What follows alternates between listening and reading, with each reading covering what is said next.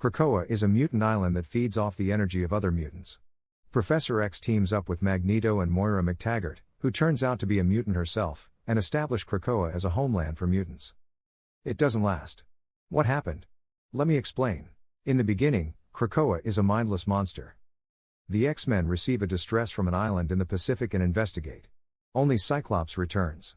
Professor X puts together a new team of mutants including Wolverine, Storm and Nightcrawler to investigate. They initially don't do much better. They find the other X-Men. It turns out Cyclops has been tricked. The island is a mutant and lets Cyclops leave so that he would bring more mutants for the island to feed on. The combination of all the X-Men managed to defeat Krakoa and send the island into outer space. Not much happened for Krakoa. It's in space for a while and then it's back on Earth, and then Professor X gets a good idea. He uses Krakoa as a homeland for mutants. Mutants can live there and the island can feed off the mutants. Bringing mutants together brings benefits like being able to use 5 mutant powers together to allow mutants to be resurrected indefinitely. Mutants can live forever. Professor X's less than good idea is to bring all the mutant villains to Krakoa and let them get involved in ruling the place. Some of them just can't help it. We're looking at you, Mr. Sinister. And then there are the humans. They're not happy with mutants being able to live forever. And then there are robots from a dystopian future.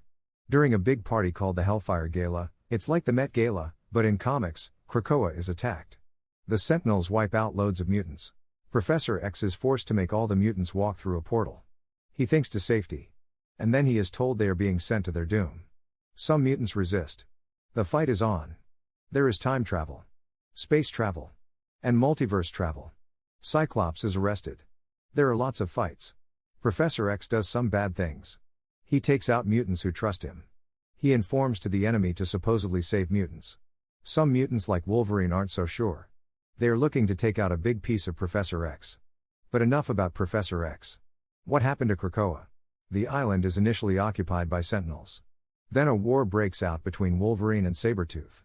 To try and stop Sabretooth, his son Bad Seed is brought from the future and wipes out the Sentinels.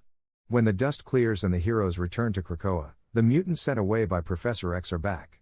They survived and have done pretty well. They have their own version of Krakoa. The two Krakoas join together. They aren't going to stick around. But they have been busy.